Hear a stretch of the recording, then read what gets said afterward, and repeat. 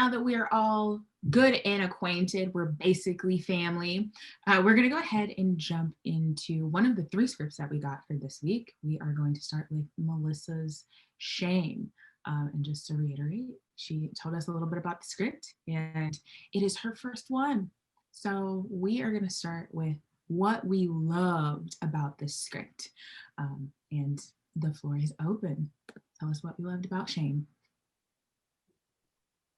I'll jump in. Melissa, hi. How are you? It's good to see you. The thing that stands out for me is how wonderfully you describe the town.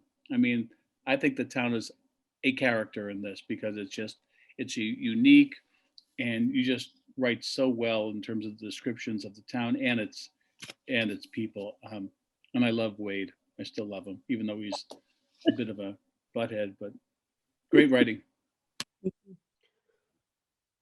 Yeah, I'll reiterate. Yeah, it's great. You have great description, great feel. I get a great feel for both the characters and the setting, and that's really paramount to this type of story. Well, any type of story, but this one especially. I really do like the characters, especially like Jolene. How she especially her introduction is great, and I like So how long is this? But I'll just ask a quick question. How long is this? Is this feature length or?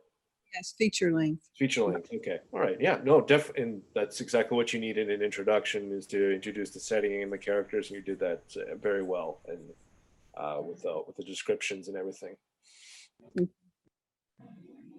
actually just going to jump in as well and just add on to everyone's praise of your imagery. I learned a lot actually reading your script. Your use of music is amazing because it uses most of the senses.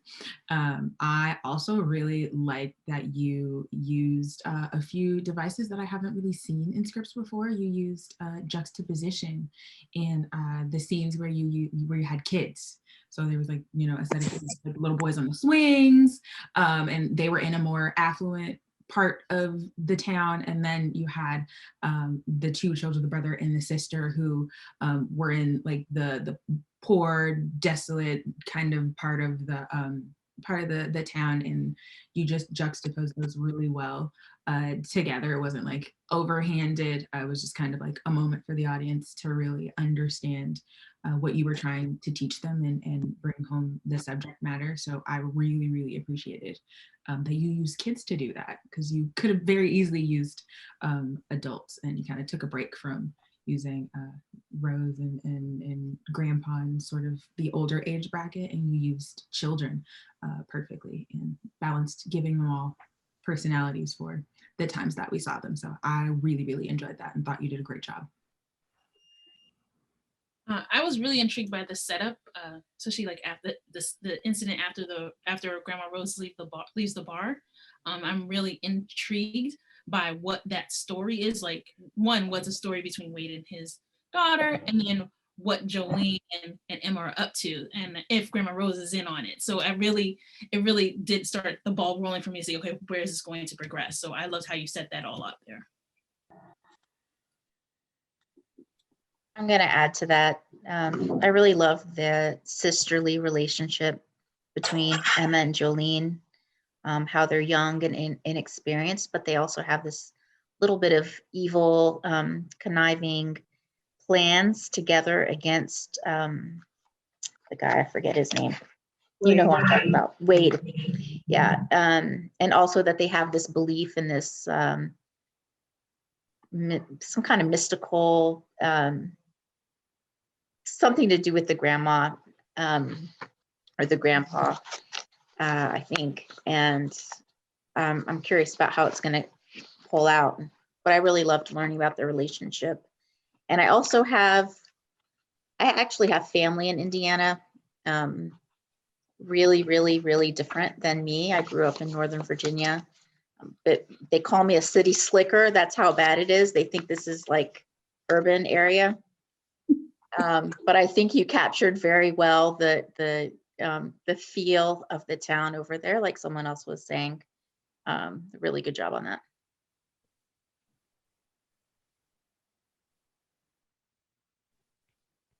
Yeah, I'll reiterate everything that everyone else is saying. Love the town, love the two girls. And because of the setup, you got a real potential for conflict and maybe violence, which are good dramatic things to have in the script.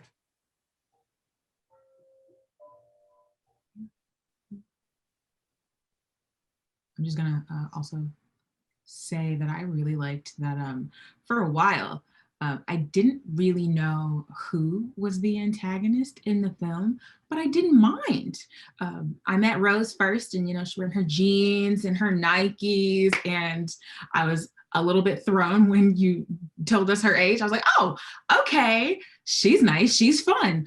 And then her personality came out, and I was like, oh, wow. This is a completely different movie. There was just more and more personality, and you started with a very subtle conflict, and you added even more family tension and family drama with the granddaughters and Wade's daughter in general. So I was really intrigued and not annoyed at all that I was going to have to wait to really see who the actual antagonist is, because we're getting pieces of the story, and I think you're building the layers right on target for where you're supposed to be page wise, and I really liked that your pacing stayed the same throughout the entire introduction, and kind of gave us room to learn each character, and I'm looking forward to the rest of the story, because I like all the characters, which rarely ever happens.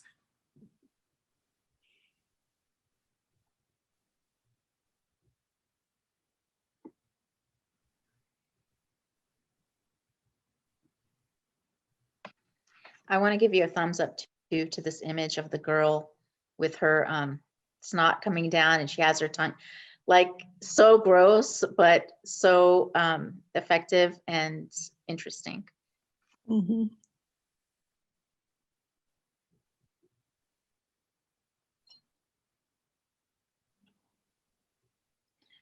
All right. Okay. So that is what we all loved about it.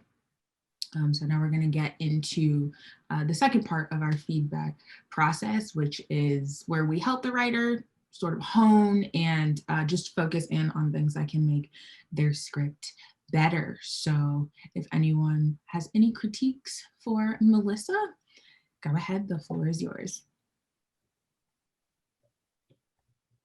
I have a couple questions for you, Melissa. Is this like a young adults kind of movie, or is this does it have a more violent edge to it than? Yeah, it does have a little bit of a violent edge to it. The How far are we going? well, there is some killing that's Pretty involved. far. Yeah. The book was written as a young adult, so I don't know as far as the movie what it would be considered as, or I was basically, like I said, writing the script to help me really kind of hone the plot line of the book. I just found that to be a useful tool for me to do, and I've kind of started to really enjoy writing the script. So it could Well, that's good. be. No, I wouldn't say, I would say it'd have to be somebody's probably, I wouldn't say it would be for young kids. It would probably be 17 or older.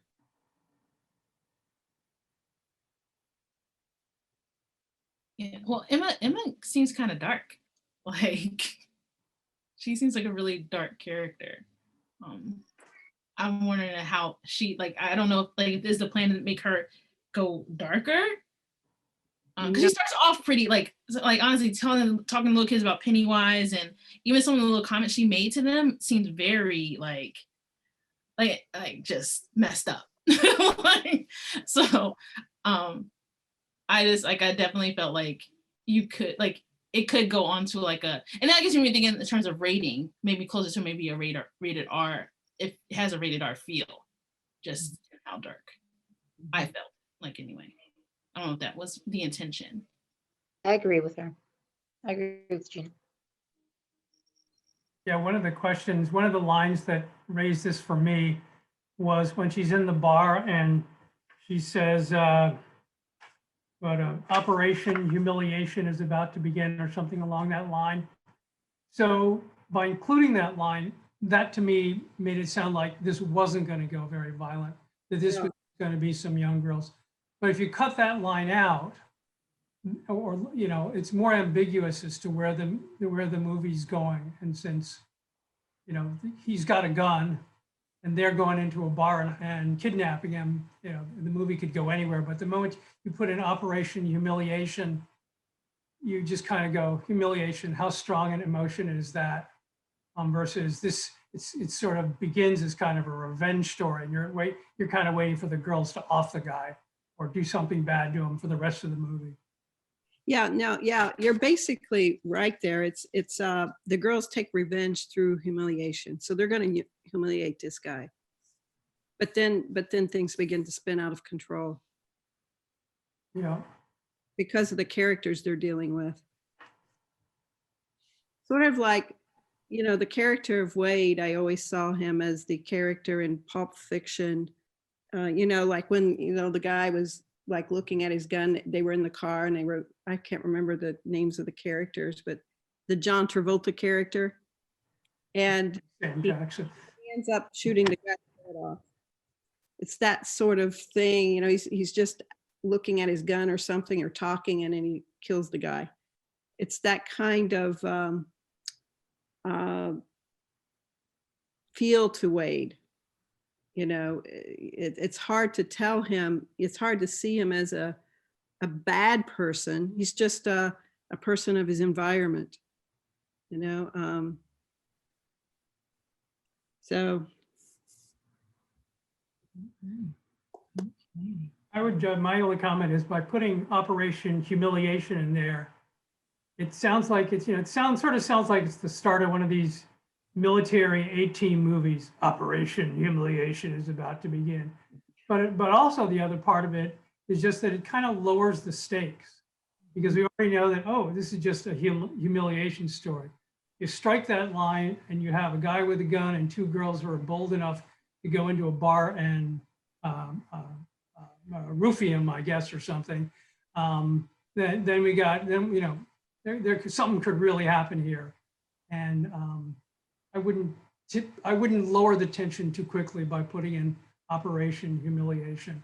It's just, unless you really want to keep it at that level the whole time.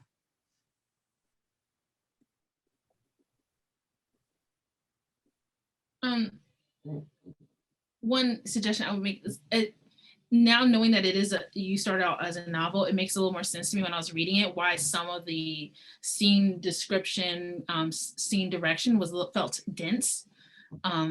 Doesn't mean you have to remove anything. I don't know if you want to just check on formatting to just spread it out a bit, give us a little bit more white space. So it's easier to read through, because scripts are a little bit different than novels. So.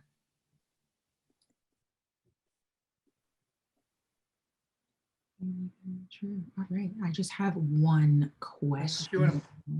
It was on page 7. So that was the first mention of Darwin, which is like a location. I realized it was the place across the pond. I wanted to check and make sure that I was not imagining this. Before page 7, have we either seen Darwin or has it been inferred that we have seen the actual place before Grandpa is talking about it from his point of view, because it seemed like he kind of just threw it in there. And then there was a space right after where he looks across the pond, but we don't see what he's seeing. So he's kind of wistfully thinking like, oh, okay, well, it's different across the pond. You don't really understand, but it's different there. There just seems like there could be a lot more visual of a device, something that we can see, because screenwriting is all about what you see.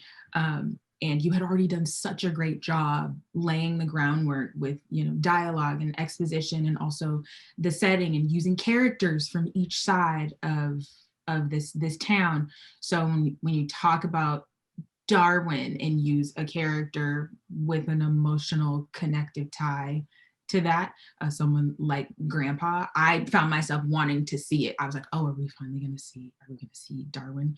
But then the scene just kept going. That's a space in there for you to keep with the emotional tie throughout the film. Melissa, I had a suggestion for the scene where the kids are getting their Clark bar. Yeah. Just something I thought of. The mother's outside waiting, and she's a meth head, right? Yeah. And is it Emma gives the kids the candy? So just a thought. So I'm thinking that's her like save the cat moment is what I'm thinking. I'd have the mother start screaming, "Get your ass back out here. Let's go. I don't have all day." And that's when Emma gives them another candy bar. "Get your ass out here. I don't have all day." Something like that, which makes us really love Emma. And Grandpa, and maybe the kid says, "Is he gonna mind?" And Grandpa just turns the other way. Mhm. And that tells you something about Grandpa too, and how he feels about the kids. He's giving them free food anyway, because he knows the situation they're in.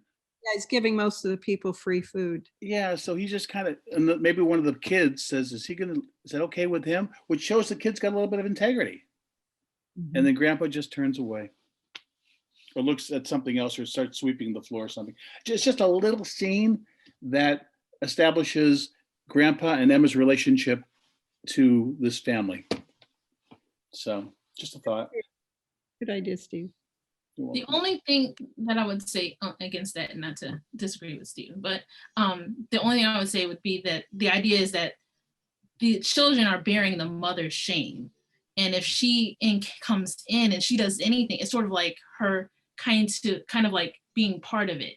But it's really like she's trying to push all of the fact that she can't afford food, the fact that she's on drugs, she's pushing this on her children, and her children have to bear the brunt to go inside the store and basically ask for a handout on her behalf. So her not really being like involved, I kind of felt that more so like having like, I kind of like saw everything that I needed to see from her. So maybe if you could still do the way for Emma to be a little bit nicer, but without that piece, I mean, for me, that would make a little bit more with the shame by proxy title and all. All right, well, thank you, Melissa, for sharing your script. Yeah, thank you for sharing it. We really did like it, and we hope that you will continue to share the rest of what you have for the feature, or just come back at every stage of the process, and that's what we're here for. So thank you again for sharing shame with us. Thanks everyone for your comments. I really appreciate it. Yeah, my only comment would have been I want to see more from Jolie, because that's such a great opening scene, introductory scene for her and everything. I want to see. I'm sure you're going to go back to her, but I just wanted to see. Emma's great too, but Jolie, I think, is so far the person I want to see more of.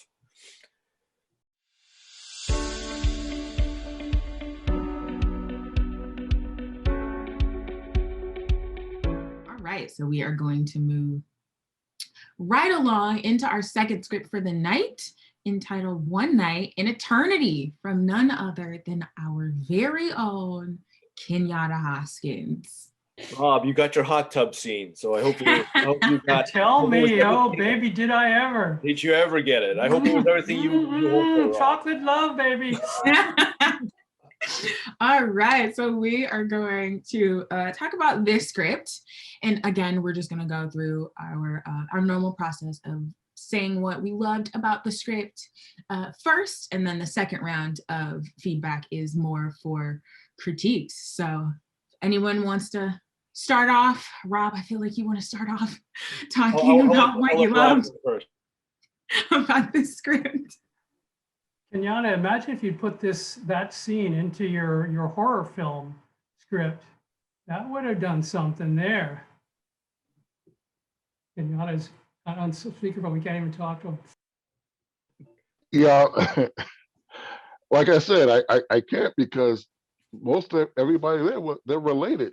So Emily, it'd be weird. It'd be a very different script, but but no, I love this script, Kenyatta. It's hallucinogenic. It's full of imagery and full of like full of very visceral image, full of very visceral imagery, very loving imagery. It goes like you get in really into Ethan's mind and his mindset and his perspective on things. I really love I always love what you can do in just like under 10 pages, and it's an extremely great great little experiment. And I almost like to hear the background of it, besides probably the suggestion from Rob about the hot tubs, the hot tub sequences. But Thank you. Yeah, I'm gonna just jump right in and say that I also loved this script. I really appreciated that you used the detailed descriptions as a pacing device. That was really nice. We saw like flashes of, I don't know if you meant it that way, but when I was reading it, I definitely saw flashes of close-ups to sort of support the intimacy between Ethan and Eudora. It was a little bit, it felt like body worship. And it was just really nice to watch it.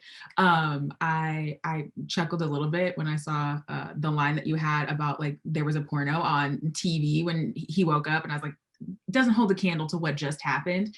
It felt even more special, and I love that later you immediately tell us why you took so much time in the beginning with those detailed descriptions, and that everything was usable and everything mattered. And Jeff talked about it expertly when he said you can do a lot in less than 10 pages. What you do with atmosphere was amazing. I experienced all of the emotions, the full range reading your script. So you went sort of from the subversion of suspense, and then emotional turmoil, and then a little bit of confusion, and it was amazing. You have a grasp on atmosphere and command in a script, and it was really brilliant to read it. So thank you. Thank you. I appreciate it. From S to M.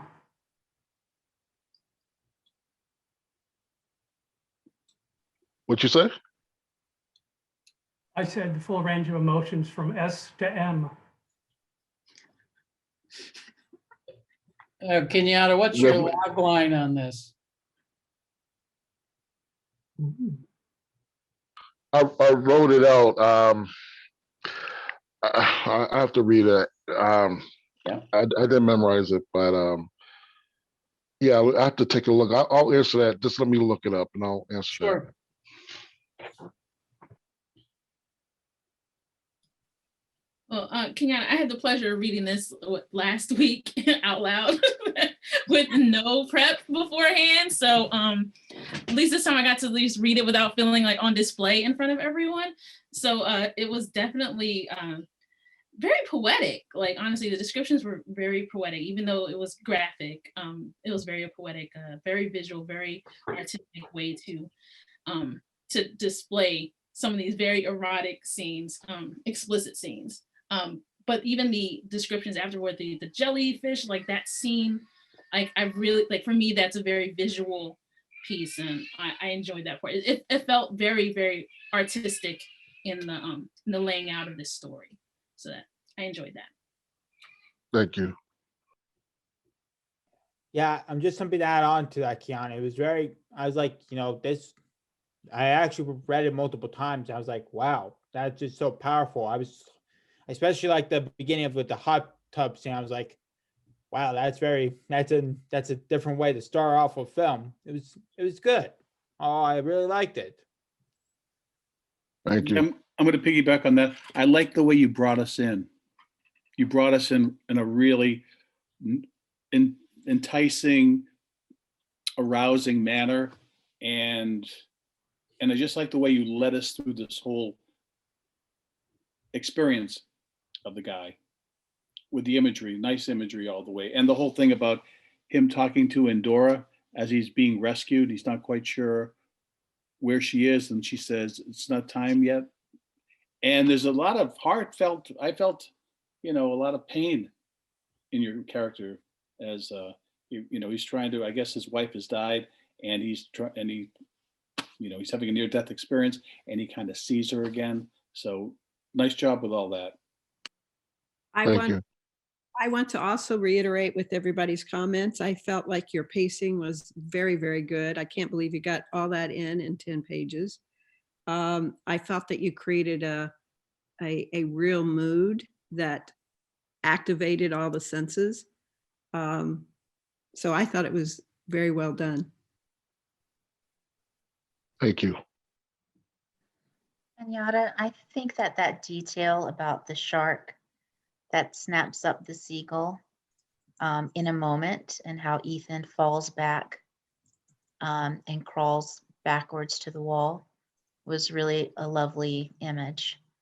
And that violence really ramped up. We're already, moved by the beginning of the piece, but that violence there really made everything kind of almost explode. Like, oh my God, what is happening here? And I thought that was really cool that you did that. Thank you.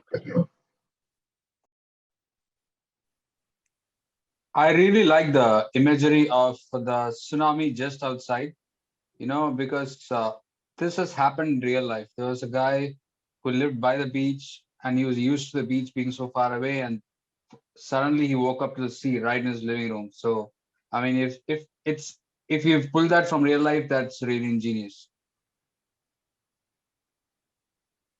Thank you. Actually, Paul, I remember I said this before, that sometimes when you have dreams, and I got to a point, what does it mean? It's interesting how our mind works. You know what I mean? Sometimes you go to sleep, you have a dream. It could be very deep, and you wake up and you don't remember. Sometimes you do remember it. And I went through a process of, why do I have these recurring dreams? And before I even knew, the whole thing, the tsunami that happened a few years ago, they even made a movie, The Impossible.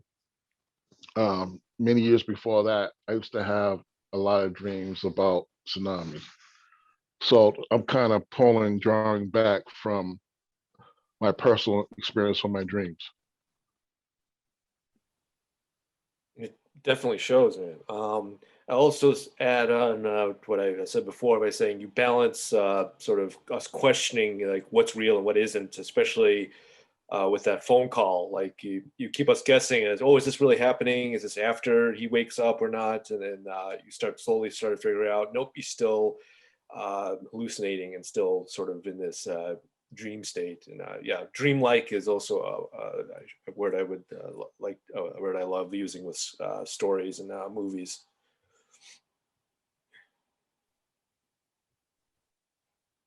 I also loved the imagery and the way you used suspense when Ethan was running in and out of like hallways, the hallway with the door that kept shutting and getting locked.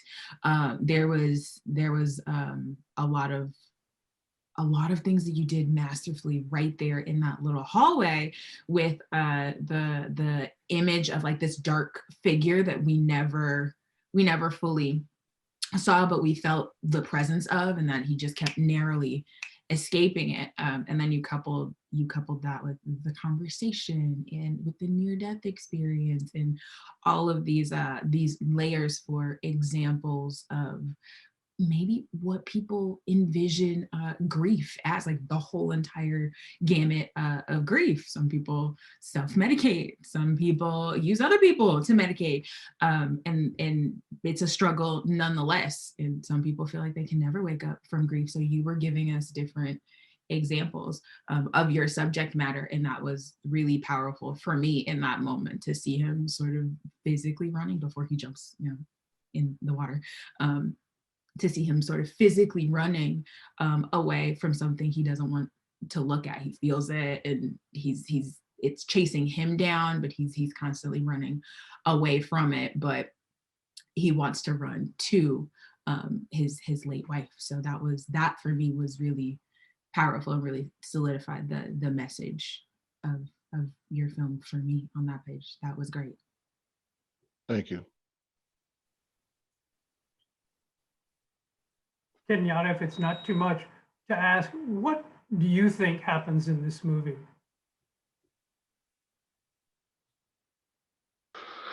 And it is a short, correct? Yeah, I just meant for it to be a short. So you're asking me like my interpretation of what's going on there? Is that Or what you, just is what that the what the question? storyline is for that matter? Yeah. Well, I kind of, almost feels like, when you tell somebody a riddle and turn around and explaining it. So it feels kind of weird, but basically I can only, tell you it's about love. And in other words, I would rather hear what other people have to say about it. You get what I'm saying? Because I could definitely, say what I say about it, but when it comes to this piece, I really don't want to do that. Okay. Yeah, because like I don't know, I just think of it as layered, and it might people might see something different. You get what I'm saying? So I think it's more, to me, it's just more fun to hear what people get out of it instead of me just, saying what where I'm coming from. But I feel that ambiguity works. It gives everyone their own sort of, they pull what they want from it and they interpret it how they want to. And I think I told you this, like when I originally read it, like I saw it as, the initial part was a fantasy with him and his Andorra. And then the tsunami was him trying to bring him back to reality. And then he decided to go back into his fantasy. But that's my interpretation. Whereas like you could actually do it the other way. You can reverse it. You can make it all reality. But I think it's all on how we want to resolve it. And I think it works for the way that you wrote it. I think it works. Yeah, that's a perfect word. Ambiguity. I think that's a perfect word to describe, I guess what I'm trying to do here. And everybody just, put in their own interpretation to it. Because this was an experiment for me. Because in terms of, I try to use as less dialogue as possible, and instead I try to use symbolism and metaphors and stuff like that. So this piece was basically an exercise for me.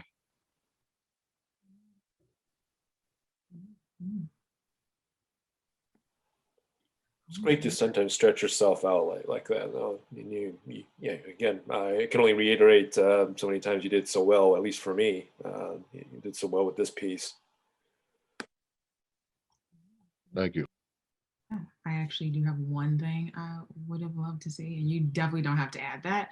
But you spent a little bit of time in the beginning talking about kismet, and I found myself wanting a little bit more of a kismet meeting at the end where Ethan met Nevaeh. I thought it was great that he met a woman and she pulled him out of his metaphorical or maybe literal peril. But I found myself in a second, just split second, wondering why she was there. You set the atmosphere saying that there were helicopters and it was definitely a rescue mission. So you did a great job about that. I just thought that it would be kind of cool if like she was a medic or something, just to tie in the reason she's there and not take away from the emotional impact of him opening his eyes and being saved by a woman.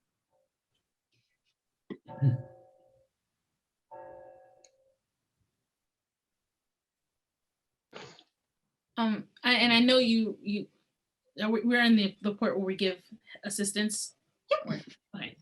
I know, Keanu, you were trying to do less dialogue. I would have liked to see a little bit more dialogue from Ethan, because I felt like his emotions and his thoughts were all internal. We were reading it from your description, but we weren't really, I felt like I wasn't really getting what he was thinking. A lot of his sentences were stopped or just no, repeating no a couple of times. So we would like to get a little more dialogue from Ethan. That's just a personal choice. Okay.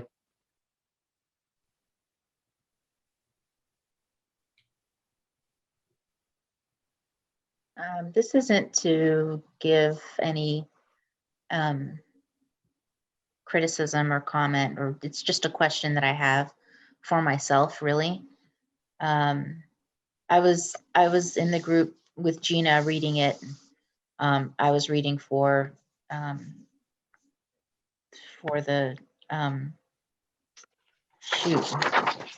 Endora. I was reading for Endora.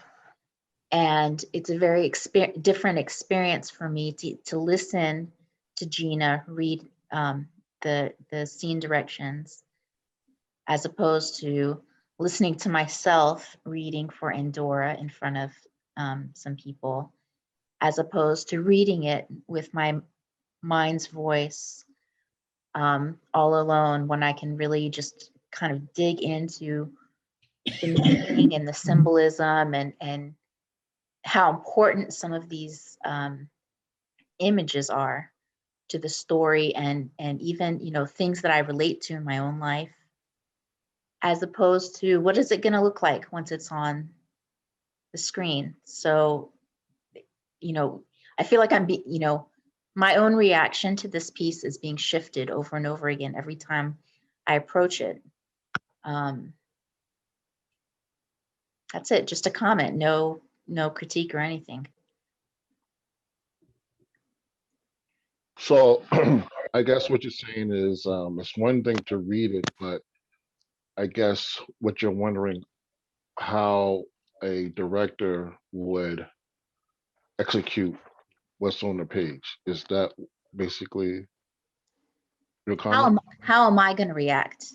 Whatever Oh, the okay. director does, the director will do, and I'm sure will do it successfully. How am I going to react to it after I've been, you know, pulled into it and moved this way and that?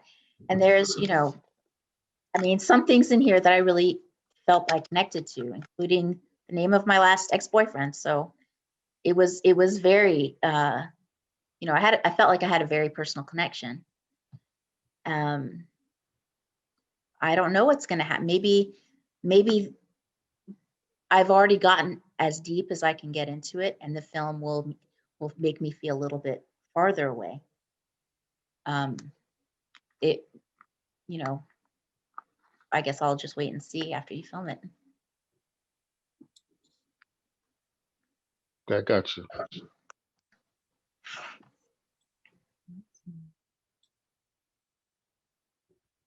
Kenyatta, do you have plans on shooting? My question is, do you have plans on shooting this yourself, or do you kind of want to hand the reins to someone else and see how they interpret the material? Well, in the group last Tuesday, in the other group, they read it out loud, and that was interesting to hear out loud. And it was code read, so it was interesting, like, because I know in the past, you know, when I got judged on writing something that has some sexuality in there, you know, I got one response. So I was like, oh, this is going to be interesting. This is a code read, so nobody has no idea what they're getting into. So somebody mentioned a show called Room 104 on HBO Max. I actually went back and watched about 4 episodes, and they thought that this would fit that perfectly. So And those are about 24 minutes. I mean, I could easily expand this. I purposely kept it short. And one of the comments you made about the woman at the end, Nevaeh, she had expanded role in the script. I kind of cut it down, but after seeing it, it has, because all these segments revolved around room 104, and it's like it's the same room, and it's not possible for that. So I was thinking maybe an animation.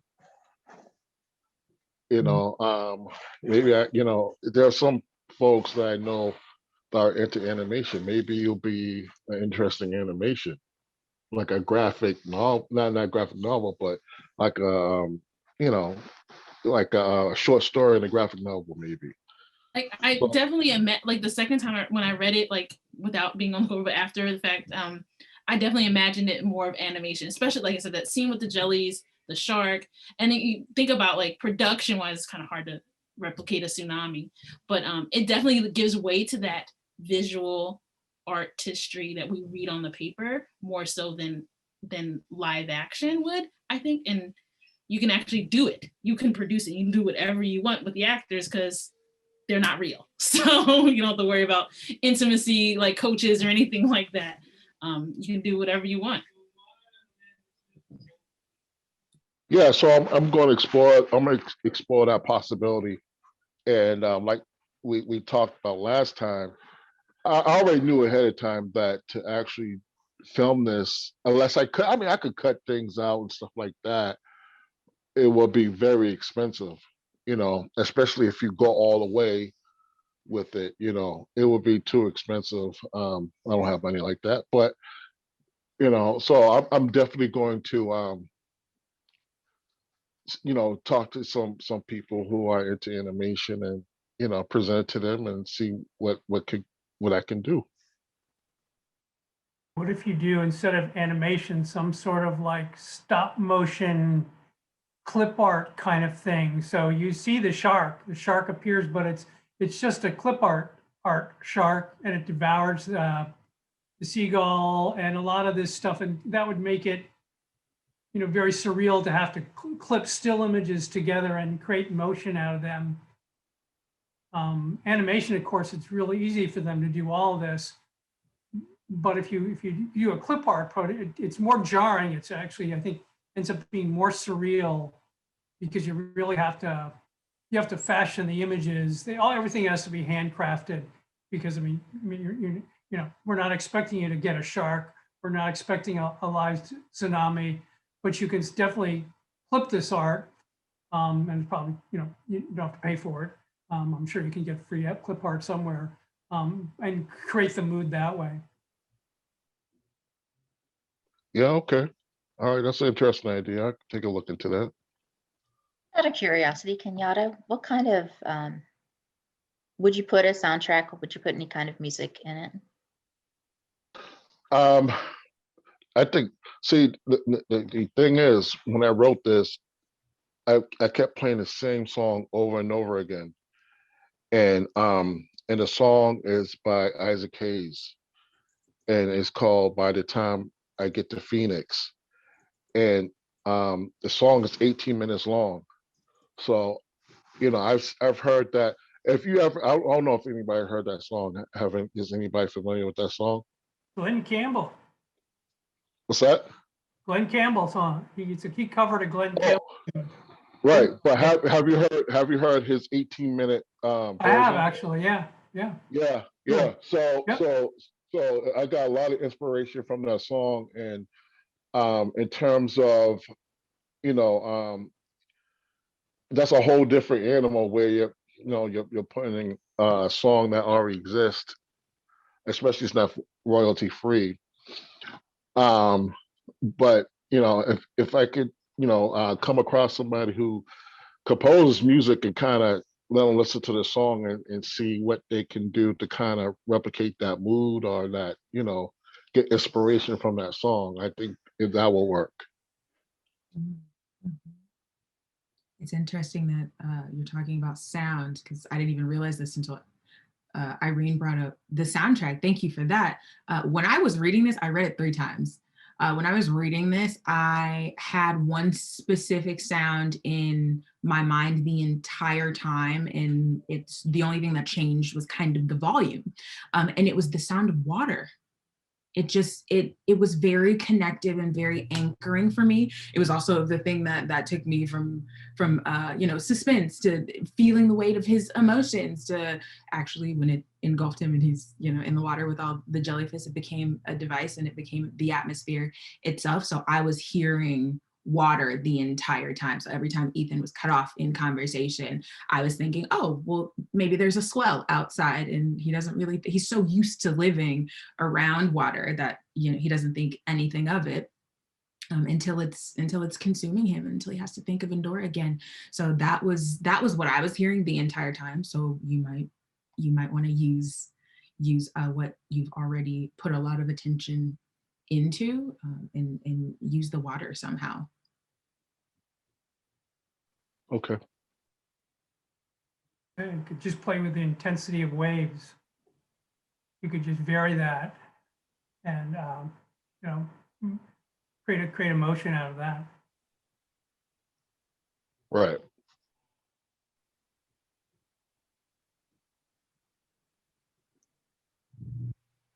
Yeah, I definitely like that idea. Just you can use in the intensity of water, like helps relate sort of the state the state of Ethan at every single instance. There's very calm, calm-inducing water, and then there's huge rushing tsunami-esque sort of walls of water that you can use for sound for. I like that idea. You can even play with the intensity of water underwater, because water is actually really, really loud. And what's happening to Ethan in the scene where he's actually submerged is sort of the pinnacle of what you've been building this entire time. So you really just have so much room to play with anything that has to do with volume and intensity, just from water naturally. I don't feel like you have to do much in the way of like composing. Wow. Okay. I really appreciate it. You guys are really giving me a lot of ideas here. I really hope that you make it, and I'm really excited to see what you do. If you make a trailer, just link it right here. We would love to see it. So, all right, do we have anything else for Kenyatta's script, One Night in Eternity? Right. I want to see any animated, stop motion, live action, anything conceptual that I'd love to see, because this I think this is a great little short that I think you hit something with this one. I appreciate it. I would have loved to have seen the table read. I wish I had made it last week. I would have loved to have seen that, especially the cold read of this. It must have been nothing. I was blushing the entire time. I was loving it, man. That opening, that opening, man. That's definitely something you really want to read out to a group of people you don't really know that well.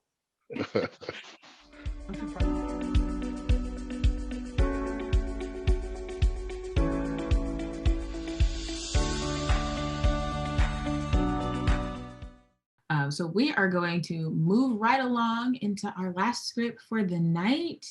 Mr. BT shared his script with us. I cannot pronounce the Russian name for this film, so I am just going to use my English translation, and we are going to talk about his script, Little Mother. BT, why don't you take it away and tell us a little bit about, what the movie's about and.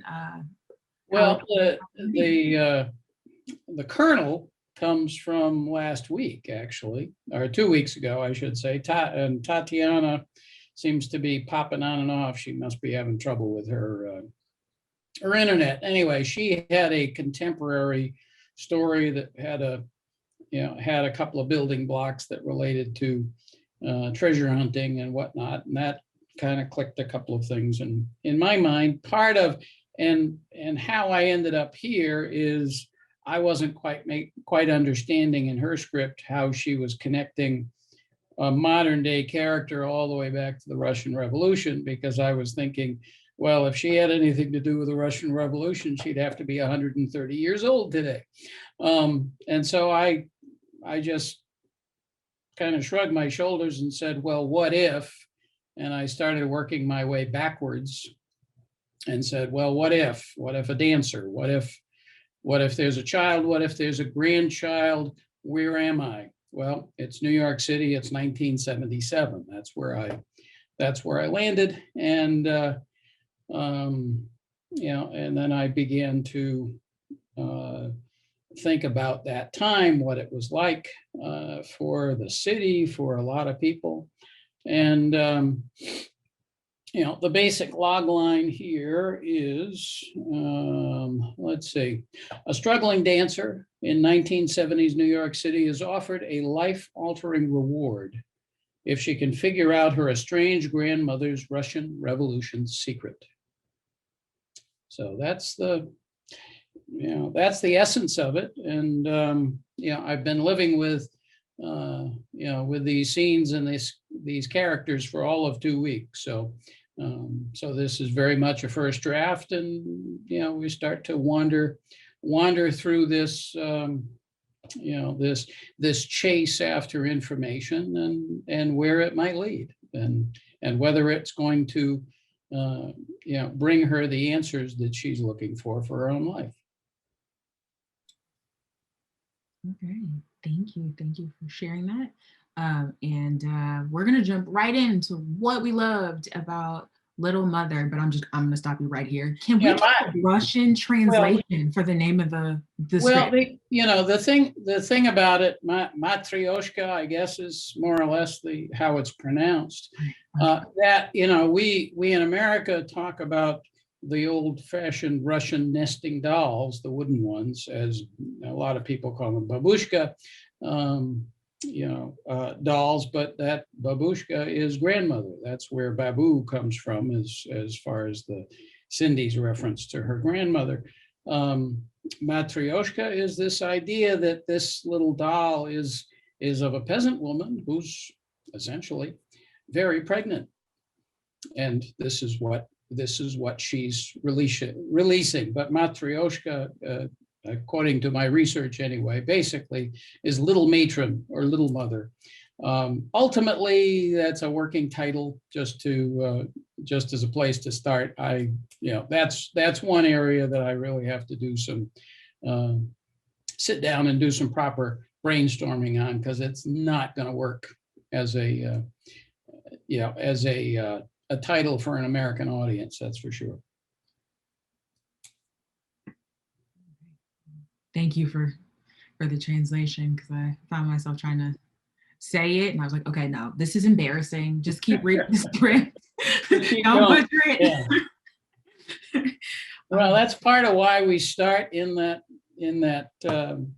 gift shop, because that tourist becomes the stand-in from the audience. What is that word? What does it mean?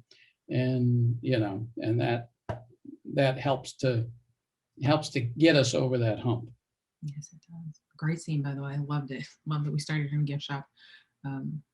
So yeah, if anybody wants to go ahead with Tatiana's back. for the script. Oh, Tatiana, you're back. Maybe not. She's gone. Okay. She's been having problems with her connection. Yeah. Sorry, I did reset everything, but I hear you perfectly fine, Tatiana. So I don't know if it's just our audio or not. I'm not sure. I did reset all Wi-Fi and Okay. Wi-Fi's, and so that. Well, okay. You're Thank coming you. through loud and clear. Yeah. But anyway, yeah, we're just starting with a BT script, which was sort of kind of inspired by your script a few weeks ago. It took some elements, not all, but All right. I guess I will go ahead and talk about what I loved. I really liked, first of all, I really liked the female dynamics in this script. But what I found myself really gravitating to and wanting a little bit more of greedily was Cindy and Percy's relationship. Because before that, I didn't know that Cindy was I wasn't sure what age group she was in. I knew she was younger.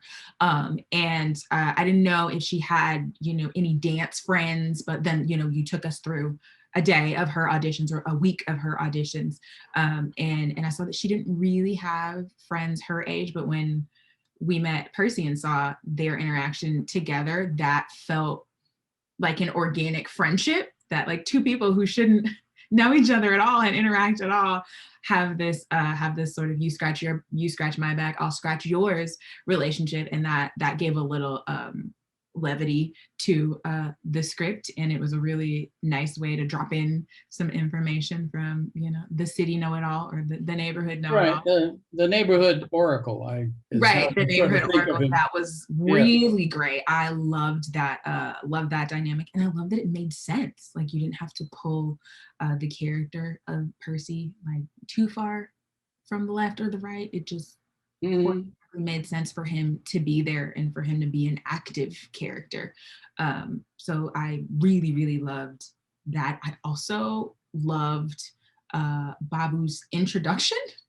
Like her first lines were so, it was iconic that she's not your typical grandmother, which we knew going in to it from Cindy's conversation with her mom, Natalie. That's like, I don't know what you're expecting, but your grandmother has not changed. So just be ready. But as the audience member, not really knowing who Babu is, it was nice to see that we learned everything about that character in the first interaction. It was very solid. It was character established, the end. It was really nice to see a different take on women and their agency, and sort of keeping that when they get in different age brackets that are a little bit older. Sometimes with characters like that, they become a little bit passive and used as a device to support. No, not this woman. Not at all. not Babu, not her. So I really liked that. And yeah, so thank you for that. Your character is great. Yeah. Usually in a script, I look at the first page 3, page 10, and just overall, everything. Everything is just there, man. I mean, you have a character, you know what they want, kind of like all the obstacles. You have the stakes, you have the time clock. The formatting is on point. The way it was written, like the description scenes, the action description lines, the dialogue, and I like the grandmother. I like all the characters. Yeah, it's just I just like everything, man. I like the metaphors with the I like the opening scene, and yeah, I'm just looking forward to seeing what else happens. Go ahead, Stephen. Go ahead. I'm just going to echo everything everyone said. I love Percy. I like the grandmother. I like Cindy, and I appreciate her struggle. We see her struggling for auditions, and she's not getting them, and Blondie's getting the roles. So you set that up really nicely in terms of just her frustration and maybe even a little desperation to be able to be her own boss. So good job with that. And yeah, I'm hooked. I want to know more what happens. So good job. Thank you. I also really liked Cindy and Brian. Is his name Brian? Yes. Brian, yes, I also really liked the little bit of tension between the exes. I wasn't sure if I was like right to think that they were exes.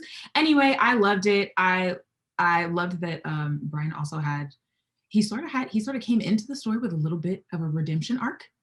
And I appreciated that he wasn't gonna just be a character that was a love interest, that he came in very active and was like, okay, well, what about this? Try this when you are breaking into your grandmother's property tonight.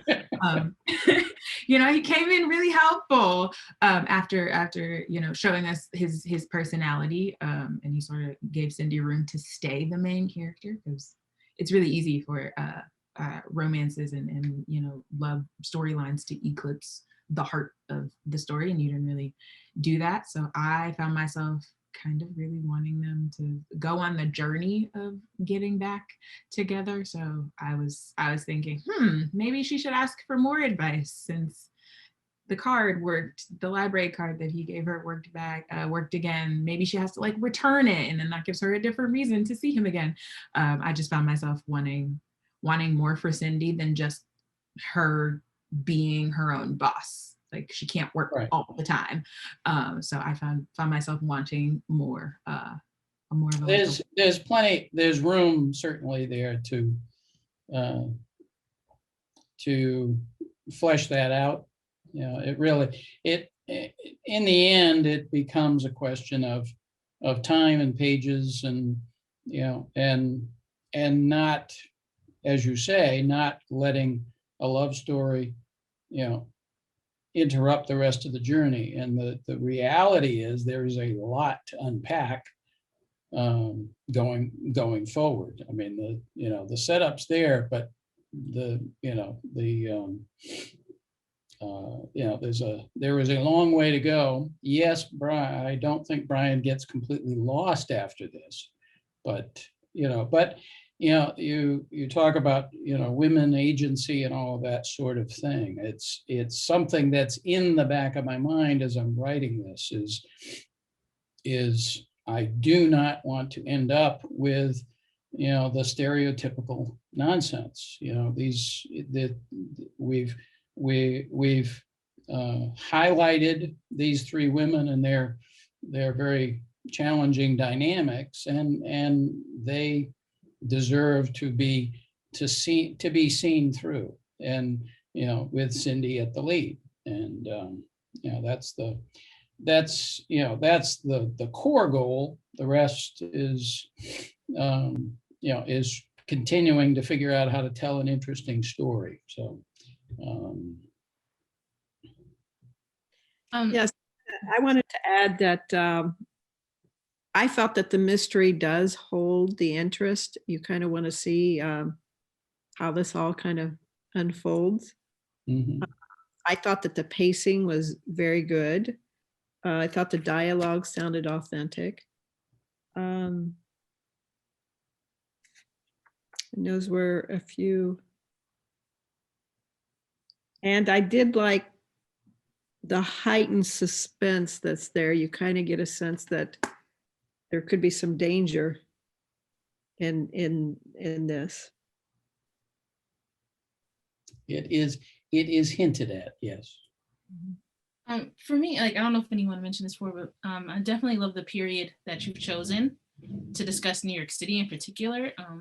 I think is a great time to discuss New York, because it's a city on the cusp. And a lot of times movies that talk about New York City, they don't really talk about this period before it became the New York City that everyone knows. And I think it really gives life to all these characters. It gives life to Percy in a different way. It gives life to, to Cindy and her mother. And so I really enjoyed that piece. I also feel that you did your homework, or maybe you already know naturally, but everything felt true. It felt authentic. And it felt like it came from a place of information, research. So yeah, well, I'm just old enough to that era is a part of my growing up, and the references to the I Love New York t-shirt, those commercials arrived on television in greater Boston and whatnot that year, and at that time it was all of these Broadway personalities out on the streets singing "I Love New York" because they were desperate to get people to come back, and they were and gasoline was through the roof.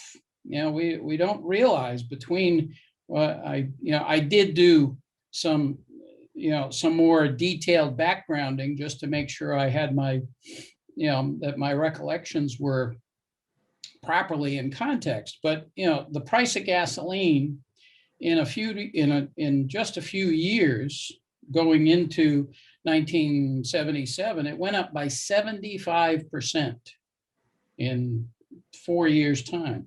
75% puts us well, if we increase today's gas prices by 75%, we're pushing $5 a gallon. That puts, if that, think about $5 a gallon. Are you going to hop in the car and run to New York? Hell no. Oh, that's what happened. It really broke the system for a while. Plus, we were going through that stage where all of the cities had, reached the end of their deindustrialization phase. And I grew up in southeastern Massachusetts, Fall River, Taunton, New Bedford, who all experienced that on a smaller scale. But all the factories disappeared, all the work disappeared. The cities for a time emptied out, and yeah, nobody remembers New York that way anymore. But if you look at the pictures, and it was storefront after storefront of peep shows and X-rated this, that, and everything else. It was not a family friendly neighborhood, not by any stretch of the imagination. I'd like to add on top of that, actually, what Gina was saying and what you were saying.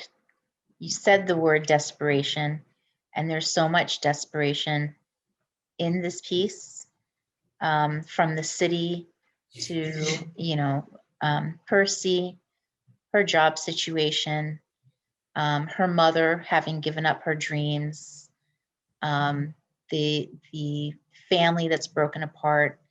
You can sense all of this in the characters and also in the setting.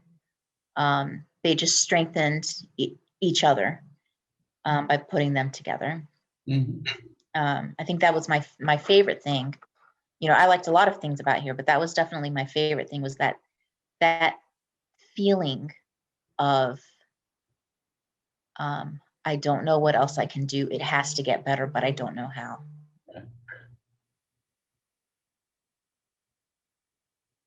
Yeah, they wouldn't let her give up. I mean, I'm not saying she was going to give up, but even if she wanted to, it would have been very hard with, the mother, the grandmother, things. They were very talented themselves, and they faced obstacles, and so she had a very good foundation in terms of finding strength to go, forward, to keep going, and to fight against, I mean, obviously, just based on what he wrote, she's very good at what she does.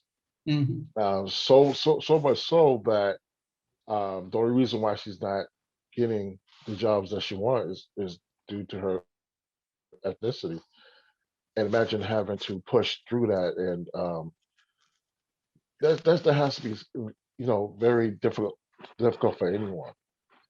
Yeah. No matter how good you do, you find you get something that that's arbitrary. I mean, in retrospect, you know what I'm saying? Yeah. So she had a very good foundation, and I like I said, I like the metaphor with the like, I can't pronounce it either, but the little mother. The Matryoshka. Yeah. There you go. Yeah. So I like that metaphor. Well, it comes into play, that idea, the nesting dolls, and the that sense of being pregnant and or full of life and surprises. You know, continues. You know, right to the end. You know, I have everything outlined. But I still have a lot of writing to do. I guess one of my key questions in all of this is, you know, I've touched upon, not tried to, you know, get too heavy-handed, but I have touched upon, you know, race as a barrier, as an issue. How are the folks on this panel who have dealt with racial issues in ways that I never will, how are you feeling about the way this has been set out at this point? And it was one of the first questions I had, because you wrote non-white, and I was like, well, that can mean a lot. It can, well, you know, so I guess I think you have to not shy away from it. Just say what it is. If she's mixed with Black, if she's Asian, if she, you know, or if she's passing, you have to not be afraid to say what it is. As far as that all is concerned, I left it that way, more to leave room for a director to say, well, that's the talent I want, so that's the racial mix that we're gonna, you know, that we're gonna end up, because ultimately, if this ever were produced, the most crucial thing is to find the personality and the person with the talent that can actually carry off these audition moments. And so I, you know, in my mind, yes, I would say, you know, African-American is the, you know, is the first thought that crosses my mind. But in this day and age, that I purposefully left it ambiguous just for casting purposes, no other. The only thing is, when you do that, you also leave her experience ambiguous. Every person has a different interaction based on their outwardly.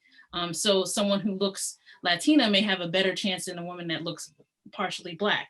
A woman that's Asian may have zero chance at this period of time, you know? So you have to, I think if you're gonna go for it, I say just go all in. Just go all in and let the chips fall where they may, with the director decide what they want to do, but tell your story. Yeah. And just to, you know, piggyback off of what you just said, for some reason I assumed she was Russian.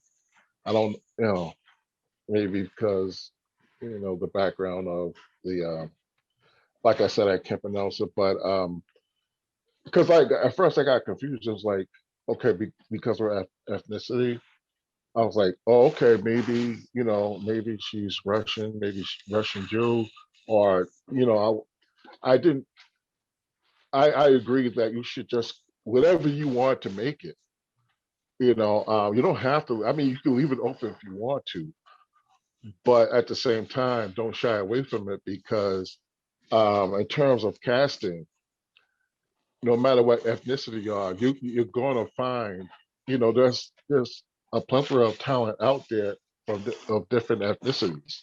Yeah, no. You know what I'm saying? So there's this myth that if you're like, oh, I want to make this a Korean family, so that's going to limit my choices in casting. No, there's plenty of Korean excellent actors. There's plenty of, no matter what ethnicity you put in there. So I won't worry about that. Okay, well, I'm, you know, no, that's, I very much appreciate that, you know, that feedback and that clarity. That's easily done. I just want to hop in and say, on this subject matter, I did identify with her emotional experience of being aware rationally of what people think of her, and having to not code switch, because she doesn't get to do that all the time, but not having the luxury of forgetting her background, either one of them. Because we don't talk about her dad's side of the family, but we see a lot of her mother's side of the family. And I think it was very natural and in character to see her writing in a notebook about what she couldn't say out loud. I thought that was very, I was like, okay, yeah, we do try to find spaces that feel more open than the actual world, because the actual world, as you've seen her go on all of these auditions, no one is welcoming her, and so the page does that. And I thought that was, I was like, okay, I get it. Me and Cindy were here. It makes a lot of sense. So you are you're handling it emotionally very well. Yeah, good. I like this a lot. To think that you came up with this, just from just inspired by a thing in the workshop. It's pretty awesome in just 2 weeks. I thought this was a rich piece, as people have said, as in visually. I mean, I could visualize the period, and especially the street in which, there are Broadway theaters with the marquees that are empty. That is a good detail. I thought this was thrilling, and you seem to have your intention and obstacle basics in the right place. I like the dramatic irony in the premise. So, we're gonna stick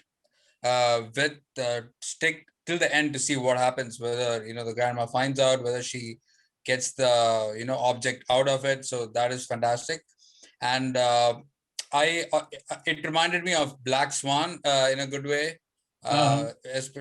with the mother and daughter. That was great. And the scenes in the house was, it felt like Hitchcockian in a way, like, Notorious. So those were the two movies that I was reminded of in a good way. Yeah. Just a side note, BT, I had a question when I was reading, because there were a lot of camera directions in here. So I just wanted to ask, do you plan on directing this, or is this something that you're gonna work on handing it off to someone else and then work in tandem with them? Because there were just a lot of camera directions. I appreciate it, but I mean, I am, as much as anything, I work, at and with cameras. So I think in terms of camera movement and whatnot. So that's these, whether they're helpful to the reader, I'm not sure, but they at least help me to tune my visuals, which is ultimately what this is. We're creating a film. It is, oh goodness, do I have it sitting here? Excuse me. No, I can't think of his name. The guy who was the editor for Apocalypse Now and all of those good things did all the sound work on Walter Murch. Walter, yes, Murch. His top item, when he's evaluating a scene and trying to fit everything together, he uses the word emotion, but he puts the E in parenthesis and then puts alongside of it the word motion. It is that, a film is all about, it is a journey. It is a psychological journey, but it is as very, very much a physical one that has to be represented in how the camera functions in its, in its space. And so, yes, I just, I'm at least at points, I'm thinking in those terms. Yeah, just to let you know, if you're planning on selling it, if you're not planning on doing it yourself, they kind of frown on that with the Yeah. camera direction. So it's a different story if you direct it yourselves, so but you can direct what people see without the camera directions. Right. Yeah, but so I'm just throwing it out there. If you do plan on trying to sell it, yeah, that could be a turn off for some readers. Yeah, well, those things would have to be, cleaned up as needed. That's part of the process, I'm sure. Yeah, we've had this Yeah, discussion before. Oh, go ahead, VJ. Yeah, sorry. Yeah, so I thought the camera directions made it, more visual. I could visualize the film, especially the opening titles in which, the credits come, and as the camera pans across and lands on a Matryoshka doll. Yeah, but I wonder, as I know everyone has pointed out, if instead of saying pan across a shelf, saying we move across the shelf of the shelf, is that the way to go about it? Probably to, to suggest camera movement, but still, not put the exact words in it. Sure. We've had this discussion before. I don't know if, some people have been around for that, about whether or not you should put like camera movements and different shot selections and all that. Me personally, I'm also another filmmaker, BT. I don't mind it if the writer feels strongly about a certain image or a certain shot, and they want a specific sort of thing that to be filmed. I don't have a problem with it, but yeah, I think Kenyatta is right. It is typically frowned upon, and like if you are trying to sell the script off to another production company or another, because they want the DP to have an input, Right. director, everyone else to have input on it. Of course. But me personally, as just an indie filmmaker, I don't have a problem with writer having an input on what they want in terms of how to convey this certain scene or emotion or thoughts or something like, or what have you. Uh-huh. Yeah, I agree too. It didn't. I mean, you didn't overdo it.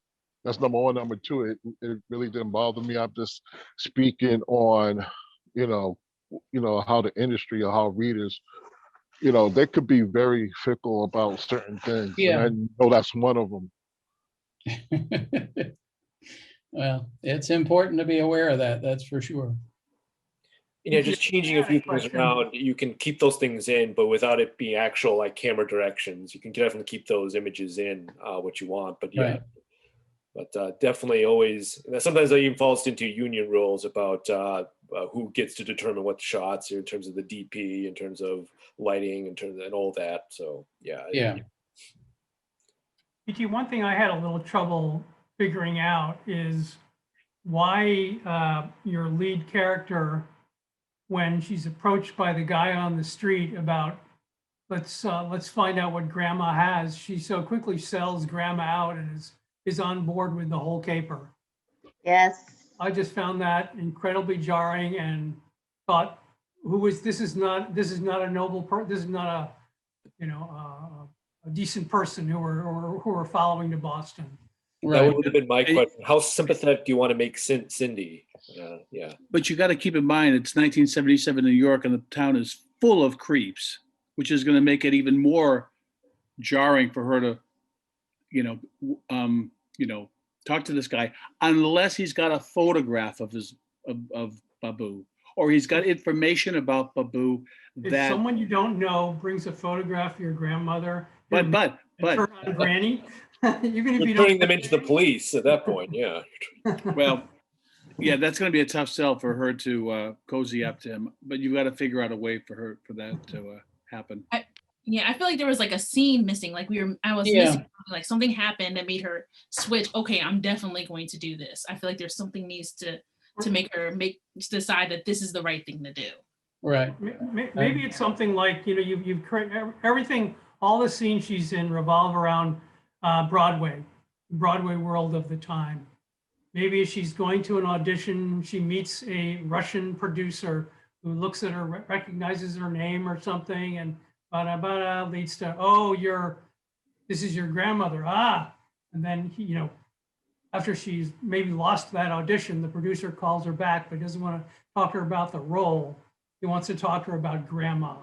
And now she has like a professional interest with the producer, but there's also the producer setting her up to do whatever it is we're trying to find out here. But it just seems to me a stray guy coming off the street in New York. Yeah, you know.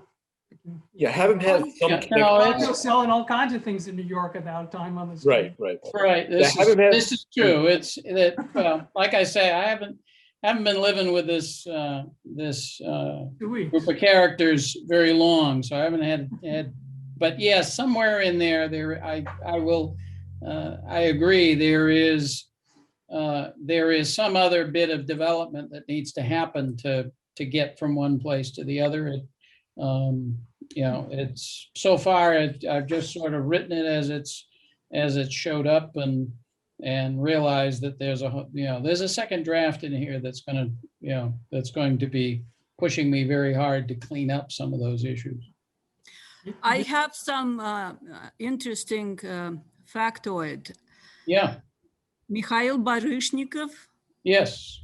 moved to United States in the end of '74. Okay. He's a ballet dancer. Oh, yes, I remember. World renowned, yeah. He was. And just one tiny thing. Matryoshka does not mean little mother. It's a very wrong translation. Okay, well, that's a hole in my research. What is it from? Just don't write it. Don't translate. Matryoshka means very old Russian Orthodox name, Matrona. And as it is in Russian, by suffixes and endings, it is either tender or little. And Matrona, the name itself, refers to that very rotund, very typical image of not middle, of a special class, the traders, the merchants, people of rotund, rosy cheeks.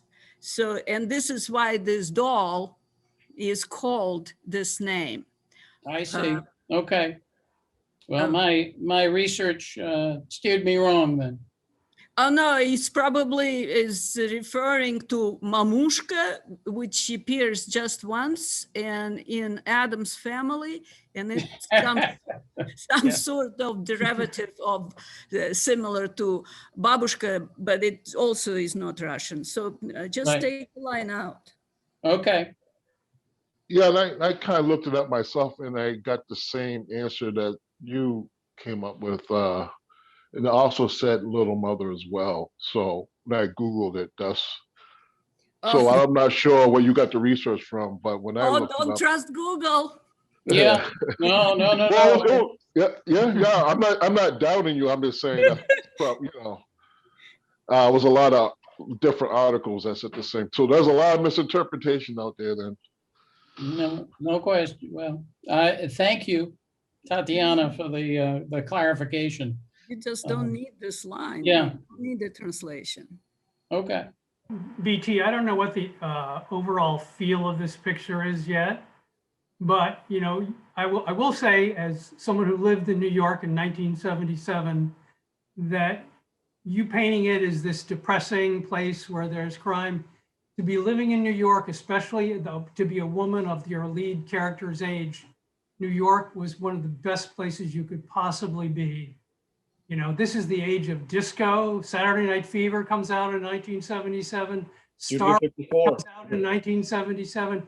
New York is a playland. It's while things are in shatters, to be in your 20s in New York was to have perhaps the most fun you could have in your life. And while designing your story, you may want to create New York as a depressing place. You know, historically, I don't know if it really, if anyone who actually knows the period would agree with that.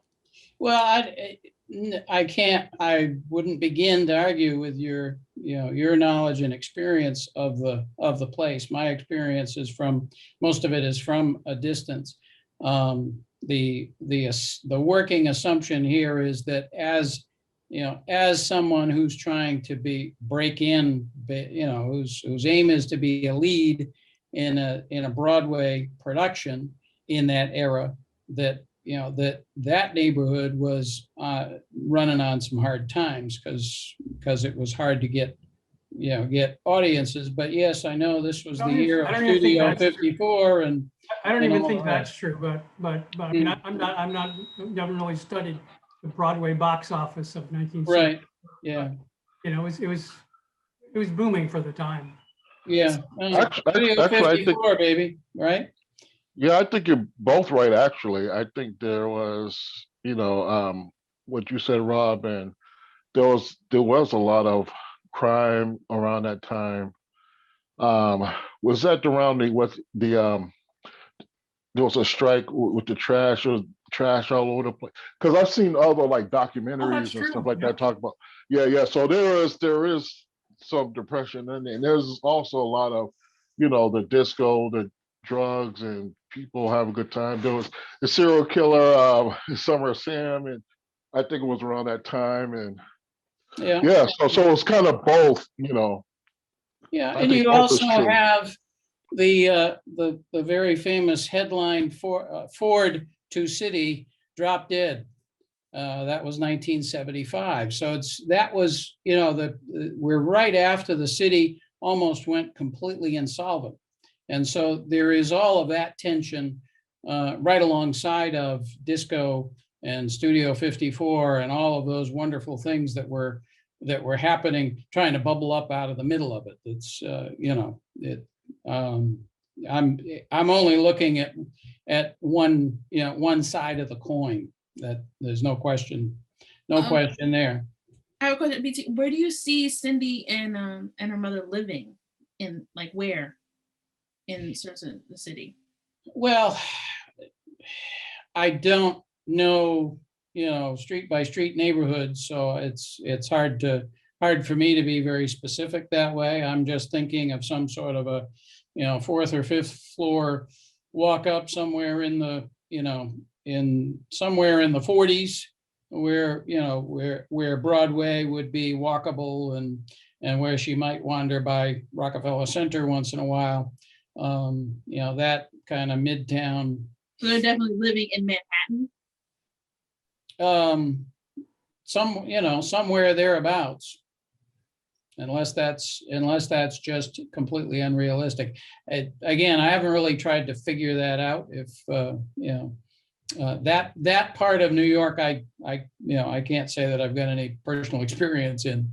So I've just I've never been anything other than a tourist. So if Broadway people always lived in, Queens or the Bronx or whatnot and came down on the subway, that's something that I need to keep in mind. But Yeah, I would at least look into what the because the housing rate then was different than it is now.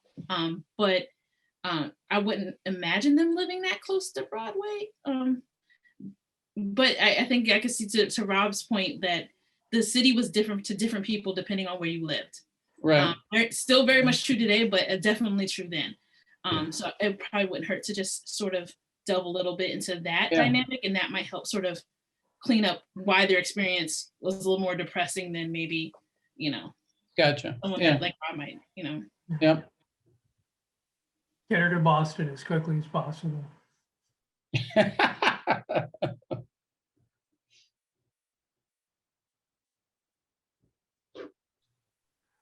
And I had to step out for a second, so I don't know if anyone mentioned your blurb at the beginning. Is that meant to be like a title screen, or was it just for our purposes? I know there's very work process. Yeah, that's part of process, part of but for depending on who's reading this, an awful lot of people under a certain age think, see Times Square and they think, Lion King and the M&M store and whatnot. And so for those that may have no experience of New York of that time, it's just a reminder that, that we are, if we're headed to 77, it's a different place. And certainly that part of town, it was the Winston, I was looking at some of the pictures, of course, the billboards were very simple compared to what we have now. But you had the Winston cigarette guy who had had these pursed lips in a circle, and out would blow a circle of smoke out over out over Broadway. And it was those kinds of very simple animations, but but it was a very different place from what we've experienced certainly over the last 20 years or more. Going to a show, it's a whole, it really is a show place down there now, that whole center of town. Richie, why have you set the movie in 1977 instead of present day? Is that historical period relevant to the story, or is it just you? Well, it's due to math. If a grandmother was actually present in St. Petersburg at the time of the Russian Revolution, then we can't extend her life all the way to the present day. And so basically I just created a couple of benchmarks, thinking, okay, she has to escape St. Petersburg at 21. By 31, she has a child. By somewhere along the way, they end up in New York. That child becomes this budding star who gets pregnant and loses her career in her 20s.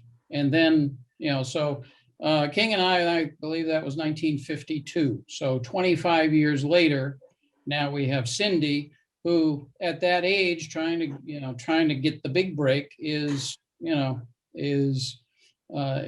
definitely in that tense, struggling place. So that's how I ended up at 77, and then it was just an era that I could, that I could draw from in my own life's experience. I mean, many will not remember what those old library cards looked like, but but they are distinct, and they're distinct of their era. Okay. So Could anyway, you avoid? I mean, if you were actually trying to make the movie, there would have to be, you could avoid the cost of doing it. What is in essence a period piece, 1977 right now. I mean, you could just have a diary or something, or a trove of letters that tell the story, that link us from 1917 to whatever the chronology has to be to get us to 2020. And, the finding of this, whatever this secret treasure is. You don't actually have to have a biological tie, or, just limit ourselves to biology. I'm just throwing that out because if you were looking at the movie, the first thing you'd say is, shit, I got to read New York in 1977 and Boston in 1977. Now you might say that's great, but you might also say, what if it was just 2020 and we're going through the same thing again? Yeah, what's saleable, what's whatever, those are other questions. And whether it's something that could get funded, Lord only knows. But it was the kind of thing, she as a character, she in a particular setting, took shape pretty much instantly. I mean, I've got, and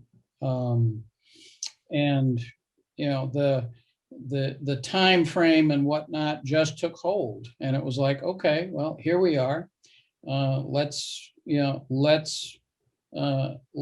write this as it's formulated in my mind. And if somebody says, no, I'm not going to make it in 77, you bring it to 2022, well, we'll we'll figure it out. You can always write it again. So at this point, it's not worrying about the commercial aspects. And what is it, Studio 35, there's a website, they do a lot of it's kind of a crossroads for showbiz and technical people and whatnot. And they actually have producers that that come on there periodically that will take take either written or in or Zoom meetings, for pitches and whatnot. So one of the blog posts that was put up there recently was, well, this is we've got COVID, we've got all of this, right. The encouragement was write the big script. Don't worry about the budget. Don't worry about anything. Just write it. So it was like, okay, well, that seemed to kind of reinforce the idea that I wasn't going to try to overthink this and just try to get it to the page and then take it from there. Period pieces get made all the time. So, I mean, they get made. So I just say, go for broke, try it. And like, worst that can happen is what's happening now, so. Yeah, no. No, there's a lot of nostalgia for the period. Can't hear you, Jeff. The music. I was just going to say, it just costs more money to dress something for a period, whether that's a street corner, getting the right cars is always a big deal. And, right. Getting our homes a certain right style, it just costs a little bit more money than just saying it right now, where everything is dressed for the right occasion. Yeah. I mean, like Judas and the Black Messiah just came out, was a period piece, technically almost $30 million, and they still made it, so I was like, you just never know.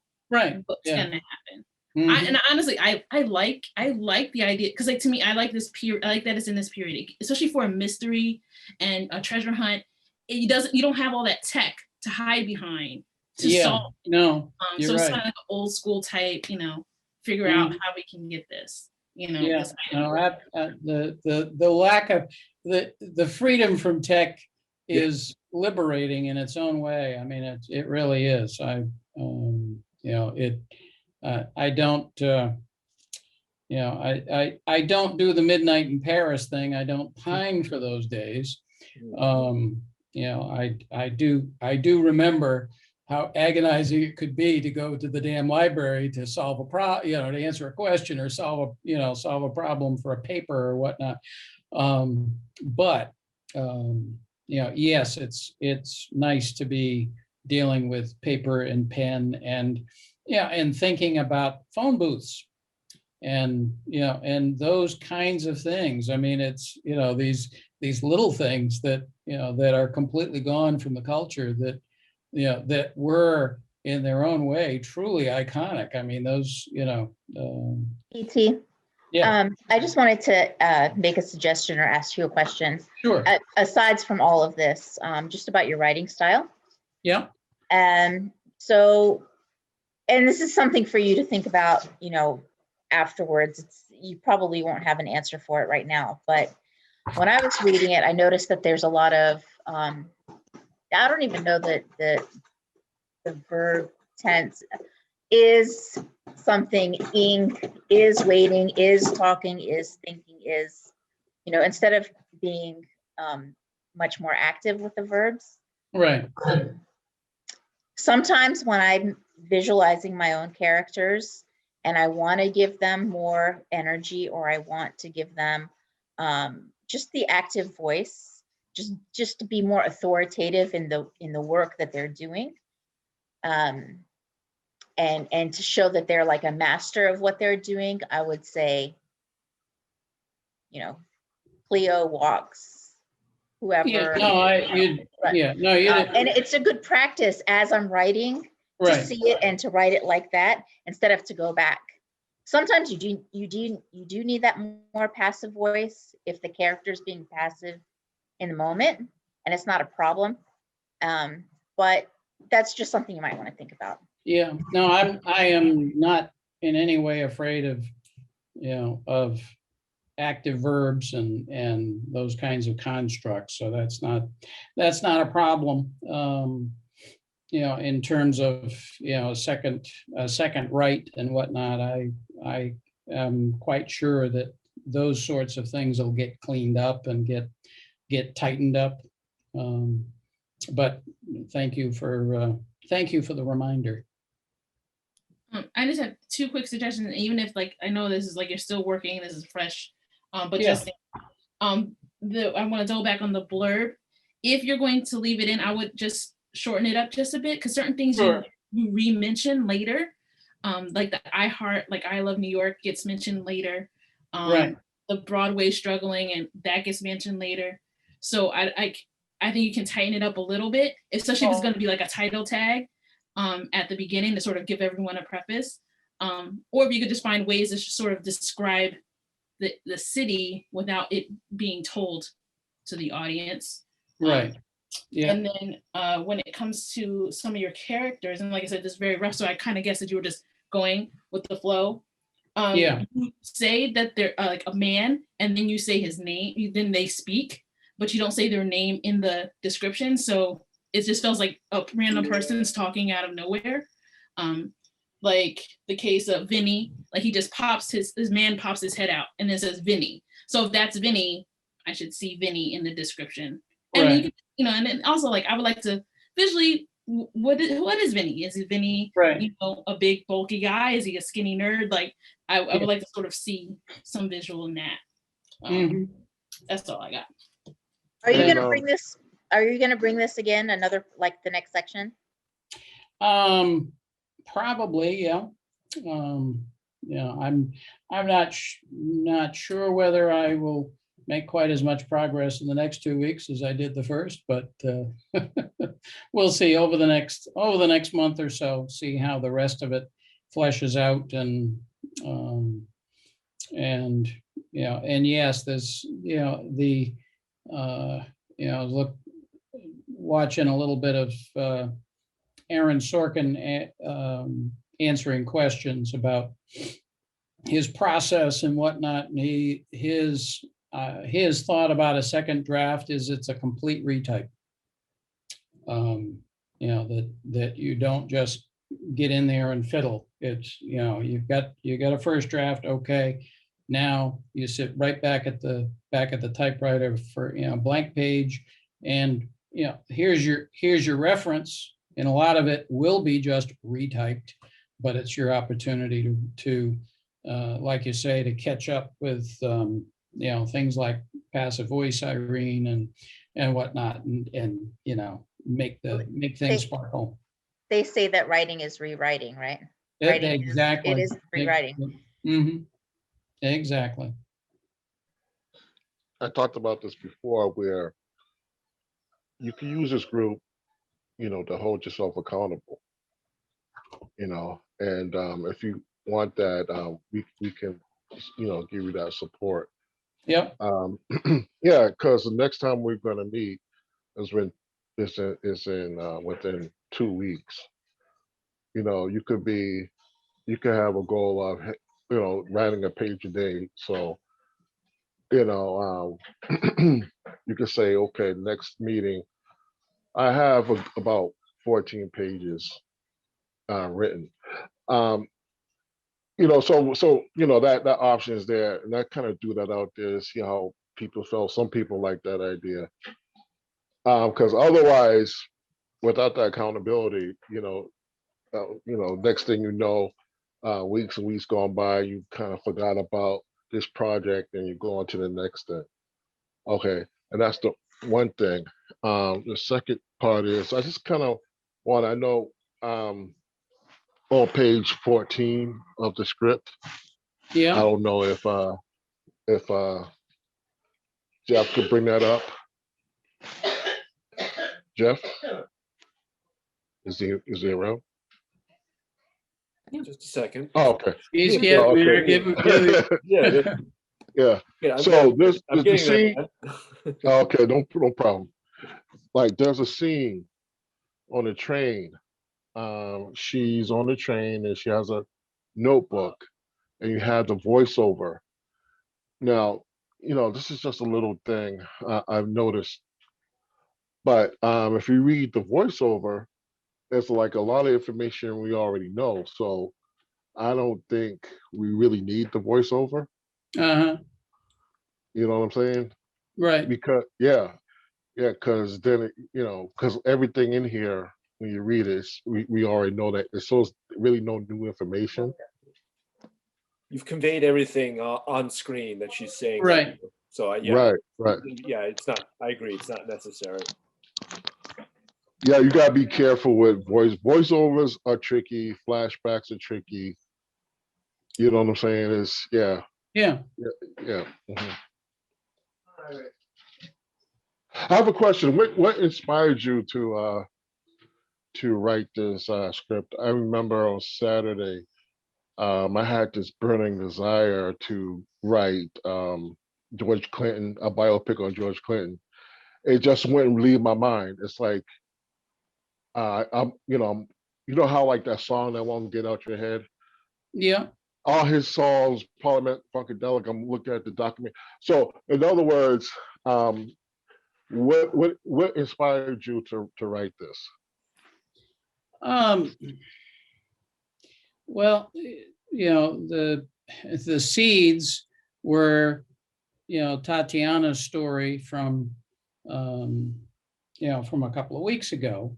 I mean, they're tiny, tiny little seeds, but I know it turned into an earworm kind of a thing, and and I do have a sort of a strong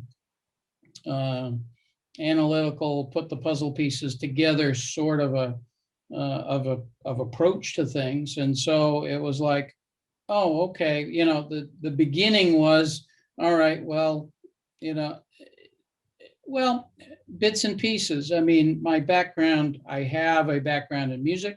That's not my primary realm by any means, but have been around musical theater in one way or another, or whatnot along the way. So these are these are places that I don't necessarily know intimately, but they're familiar, and they are a platform to explore that sense of of frustration that the goal that is supposed to be attainable, that you think is quote unquote right,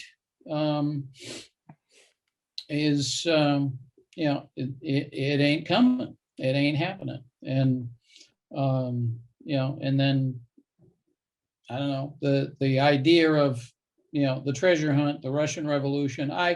It just so happens that, I don't know, back a year ago, I guess, a year or two ago, I did some reading around the Russian Revolution, trying to understand how what was a fledgling democracy after the fall of the emperor became anything but, and in a very short span of time. And so I had in the back of my mind some some resources there, and the book was just up in the attic, so I pulled that out and I started so all of those things were, it was all bits and pieces that were around me, and it was like, okay, well, let's see if I can put this together. And all right, we need a character, we need intention, we need obstacles. All right, well, here are some potential obstacles for a dancer in New York at that time.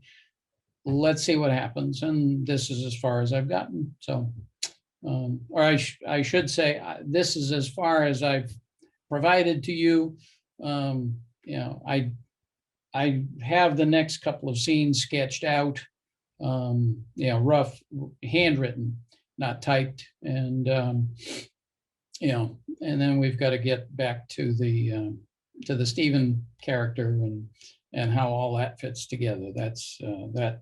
that more or less is what comes next. And then, you know, and then Karis, to your point, I can't say that the story quite has gelled for me yet as to how the Brian Cindy thing plays. There's more.